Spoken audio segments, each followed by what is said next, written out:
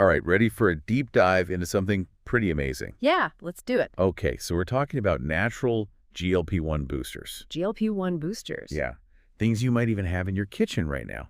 We're looking at some really cool research about how everyday foods and spices could maybe, possibly help manage diabetes. Oh, wow, that's incredible. I know, right? So we're talking about things that people can actually, use in their daily lives. Exactly. But before we get into all the specifics, let's make sure we're all on the same page. What is GLP-1 exactly, and why should we care about it? Well, GLP-1 stands for glucagon-like peptide 1. Glucagon-like peptide 1. Yeah, it's a mouthful. But basically, you can think of it like your body's built-in blood sugar manager. Okay. It sends a signal to your body that says, hey, use this sugar effectively. So it's kind of like telling your body what to do with the sugar that's coming in. Exactly. And for people with diabetes, where that whole signaling process might not be working as well as it should, GLP-1 is super important. So it's like a backup system. Kind of, yeah. It helps keep things in check. That makes a lot of sense. Ah. I know there are medications that help people with diabetes manage their blood sugar, right? Mm-hmm. Are those related to GLP-1 in any way? You're spot on. Those medications are actually called GLP-1 agonists.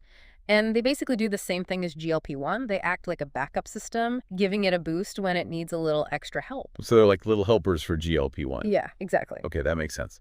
So now, this is where things get really interesting. This research on boosting GLP-1 naturally. Yeah. It suggests that we might be able to give GLP-1 a helping hand naturally. That's right. And what's so cool about it is that they're looking at these specific natural products like berberine, tea, curcumin, cinnamon, even wheat and soybeans. Wow. It's pretty amazing to think that these everyday things could have such a big impact. That's like unlocking a secret code to better health hidden right there in our kitchens. Exactly. Okay, so tell me more about these natural GLP-1 boosters. Let's start with cinnamon. Who doesn't love a sprinkle of cinnamon in their oatmeal or coffee? Right. And what's really interesting about cinnamon is that research suggests it might actually stimulate certain cells in the pancreas. The pancreas. Yeah, the organ responsible for producing insulin. It stimulates those cells to release more GLP-1. It's like giving those cells a little nudge in the right direction. Oh, wow. So it's not just about the taste. No. Cinnamon could actually be playing a role at a cellular level. Yeah, it's pretty fascinating. That's incredible. What about resveratrol? I've heard that it's found in grapes and red wine, right? What's the connection to GLP-1 there? Well, resveratrol, it seems to work a bit differently. Research suggests that it might actually slow down the breakdown of GLP-1 in the body, making it stick around longer and therefore more effective. So it's like resveratrol is helping to amplify the existing GLP-1 signals. That's a great way to put it. Yeah. That's really cool. Okay, now I'm curious about berberine. I know it's used in traditional Chinese medicine. Mm-hmm. How does that fit into all of this? Berberine is really interesting. It seems to have a multifaceted approach.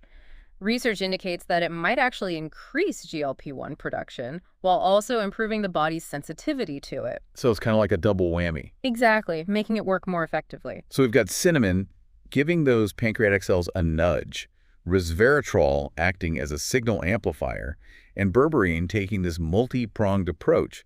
This is incredible. But, and I think this is really important for our listeners to hear, this isn't about self-prescribing like a cinnamon overload. Oh, no, absolutely not. Right. While this research is incredibly exciting, it's still early.